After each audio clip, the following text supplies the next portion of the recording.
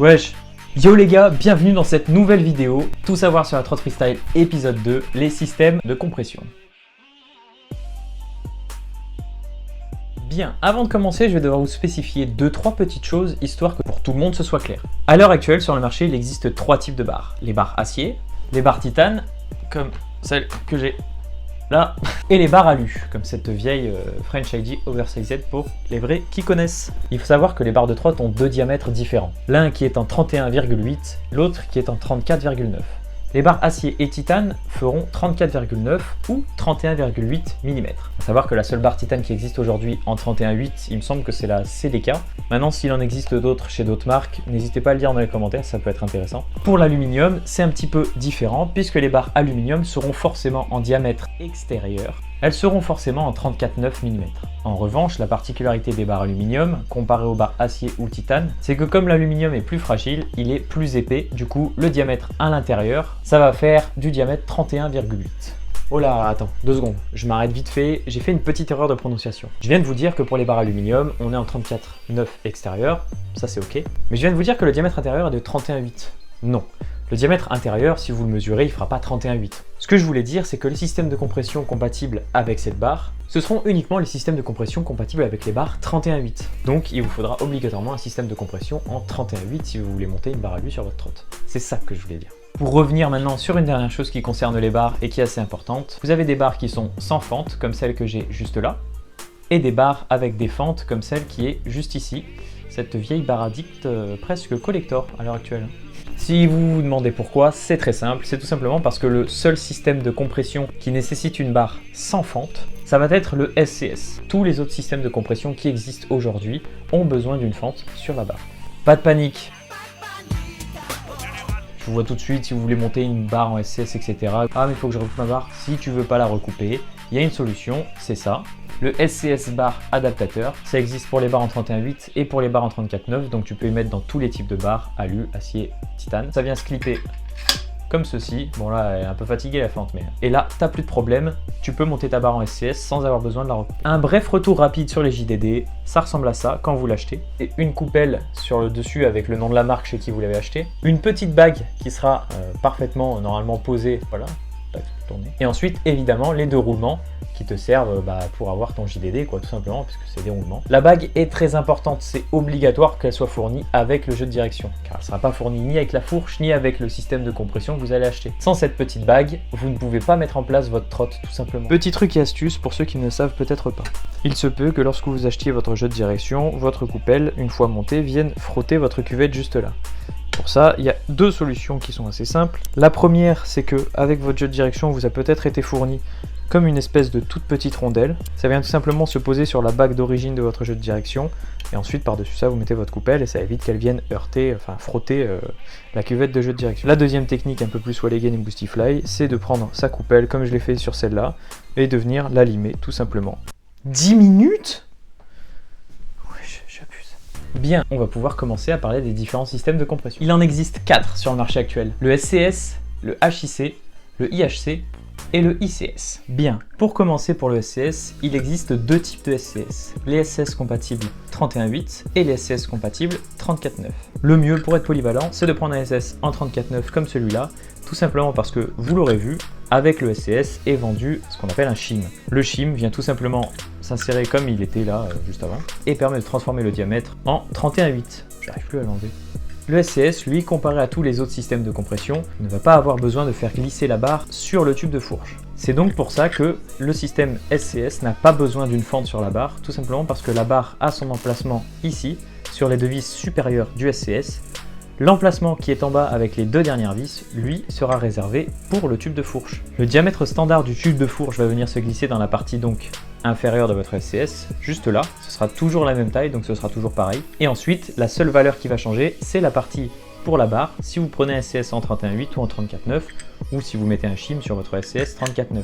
Vous comprenez du coup que ça ne nécessite pas de fente, parce que vu que votre barre sera ici et votre tube de fourche sera là, ça ne sert strictement à rien d'avoir une fente, puisque quand vous allez serrer, vous allez tout simplement serrer la fente dans le vide, ça va écraser votre barre, et ça va pas serrer. Votre fourche SCS se présente de telle manière. Là, j'ai une éthique Mero. Elle va donc être dans cette forme-là, avec sur la partie haute une petite vis de compression livrée avec la fourche et non pas avec le SCS. Attention, si on vous la vend en occasion, pensez bien à avoir la vis. Bien, maintenant qu'on sait quelles pièces sont nécessaires pour monter notre système de compression SCS, la dernière chose que vous devrez vous munir, parce que ça vous servira toujours et parce que ça peut vous sauver la mise si vous venez de tout commander sur internet, ce sont des spacers. Des spacers, c'est la petite pièce en noir que vous voyez ici juste au-dessus de ma coupelle de jeu de direction. Un spacer va venir se clipper, enfin se rentrer sur le tube de fourche une fois que le jeu de direction est installé et va permettre d'augmenter ou non la hauteur sur laquelle va être posé le SCS. Pour vous illustrer tout ça, hop, on va monter, donc je mets la fourche, on vient monter la partie supérieure du jeu de direction juste ici. Évidemment, on n'oublie pas la petite bague que je vous ai dit tout à l'heure qui est fournie avec le jeu de direction. On vient y rajouter notre coupelle. Et une fois que c'est en place, ça doit ressembler à ça. À ce moment-là seulement, on vient prendre notre SCS. La hauteur des cadres d'ici à là peut varier. La hauteur des tubes de fourche peut également varier aussi selon les constructeurs. Votre tube de fourche ici présent ne doit pas dépasser l'emplacement de la barre à l'intérieur de votre SCS. Si on regarde bien à l'intérieur du SCS, ici on peut voir comme une espèce de rainure, en fait une collerette tout autour. C'est tout simplement là où la barre va venir en butée, mais là où aussi votre vis de serrage va venir se loger. Votre vis doit venir en butée obligatoirement du SCS. Si votre tube de fourche dépasse de cette petite collerette à l'intérieur de votre SCS, vous allez venir serrer votre vis, mais la vis va tout simplement se serrer sur le tube de fourche et votre SCS, même une fois la vis serrée, va faire...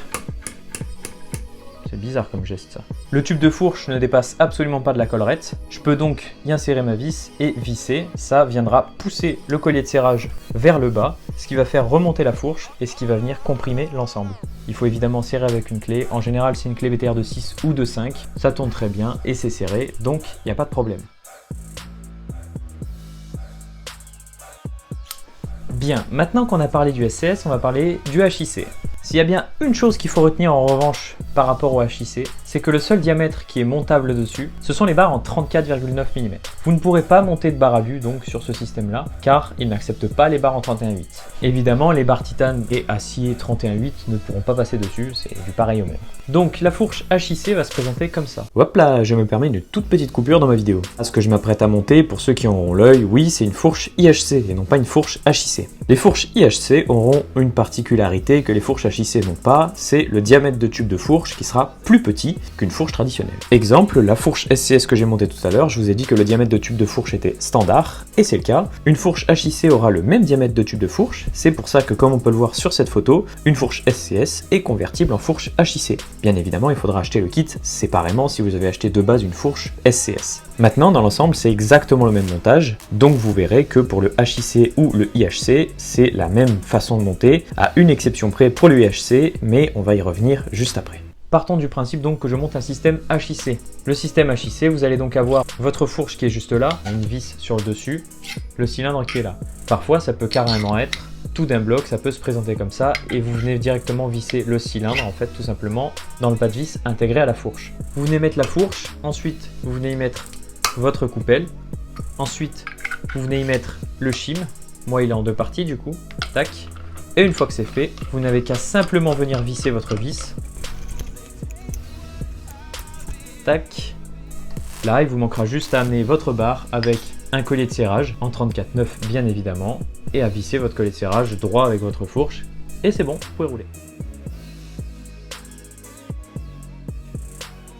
Maintenant, on va passer au système IHC. Mais comme je vous l'ai précisé, en effet, si l'on regarde une fourche HIC qui est complètement tordue, hein, elle est bien tordue, je sais, je fais avec ce que j'ai les gars, on peut s'apercevoir ici qu'il y a une différence au niveau des diamètres, simplement car le IHC est en fait un système de compression qui fonctionne de la même manière que le HIC, à une exception près, comme je vous l'ai dit, il faut enlever votre bague d'origine fournie avec votre jeu de direction. Vous allez donc avoir, bon, comme tout à l'heure, mais là c'est présenté d'une autre manière, mais une bague supplémentaire pour votre jeu de direction. Vous avez obligatoirement besoin de cette bague supplémentaire fournie avec votre IHC, tout simplement parce que si vous mettez la bague d'origine fournie avec votre jeu de direction comme sur les autres fourches, comme le diamètre de la fourche est plus petit, cette dernière n'est pas du tout adaptée et flotte littéralement en fait, voilà, elle fait du crawl là sur la fourche, tu vois.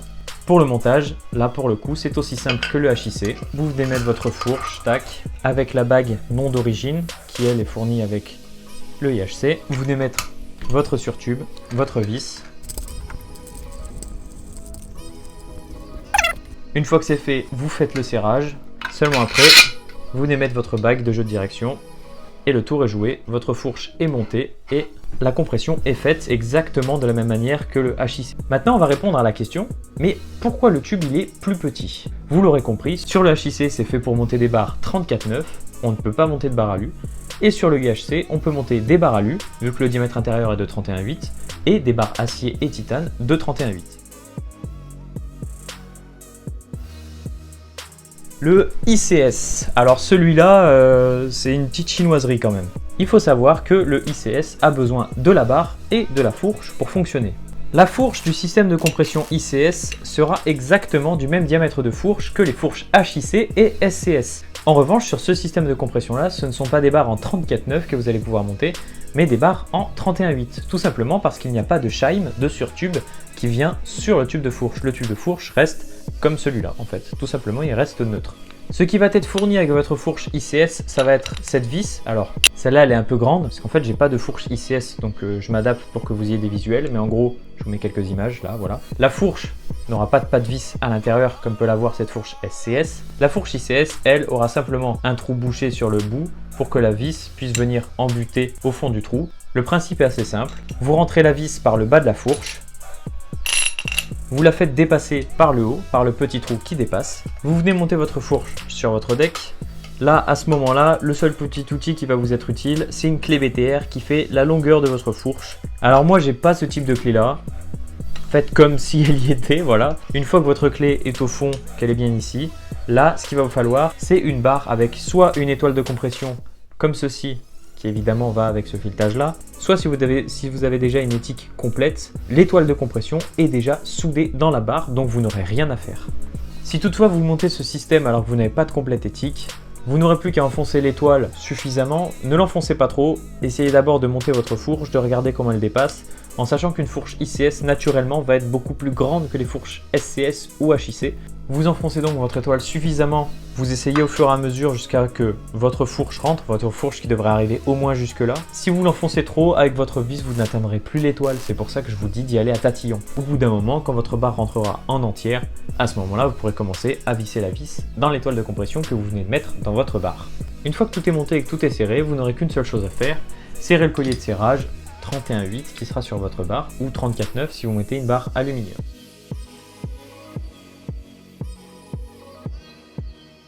Bon, cette information, elle est un peu à prendre au second degré, c'est pas pour ceux qui débutent, on va dire. Vous pouvez arriver à bidouiller un petit peu votre fourche ICS, à la transformer en fourche HIC. Comme le tube de la fourche ICS est exactement du même diamètre qu'une fourche SCS HIC, vous pouvez venir y insérer le shim que vous avez avec votre fourche HIC directement sur le tube. Là où ça devient un peu compliqué, c'est que justement, la vis d'origine, il va falloir la laisser à l'intérieur du tube de fourche. Il va falloir qu'elle dépasse comme ceci. Elle va dépasser donc du shim et à ce moment-là, vous venez tout simplement serrer un écrou avec une grande rondelle qui va venir appuyer le shim pour en fait transformer la fourche ICS en fourche HIC. Après, il y a encore une autre technique où la fourche ICS, vous pouvez la transformer en SCS. Le problème que vous allez avoir, c'est ce que je vous ai dit tout à l'heure. Comme le tube de fourche ne doit pas dépasser la partie inférieure du SCS, vu que la fourche ICS est particulièrement plus grande, vous allez devoir blinder de spacer. Vous avez compris, il existe des solutions pour transformer une fourche ICS en à peu près ce que vous voulez. Il faut être un peu un MacGyver pour faire ce genre de truc, parce que si c'est bien fait, ça tient. Si c'est fait un peu de manière incertaine, ça tiendra pas, c'est sûr. Du coup, dédicace à Thibaut et à Loris qui m'ont parlé de cette technique-là. Etc. Bon, et ben voilà, après avoir foutu un bon gros bordel sur mon bureau, on a vu dans la globalité tous les systèmes de compression qui existent sur le marché à l'heure actuelle. Je fais un énorme big up, vraiment un énorme big up à Loris, puisque du coup il m'a réexpliqué un petit peu des choses que j'avais pas forcément bien comprises. Un énorme big up également à Arthur de Bullback Shop, vraiment. Je pense que sans vous deux, la vidéo, elle n'aurait pas été réalisable. Ça m'a vraiment bien aidé. J'ai failli ne jamais faire cette vidéo à cause de tout ça. Donc merci à vous les gars et je pense que vous pouvez les remercier en allant sur le site de Bullback Shop, en vous commandant une petite pièce, en les suivant sur Insta aussi et en suivant Loris qui est très très chaud en Rider Park sur Insta qui roule sur Lyon si jamais vous voulez tout savoir. Bref, c'est bon, j'arrête de parler. C'était l'Ariel 38 et on se retrouve très bientôt dans vos skateparks préférés.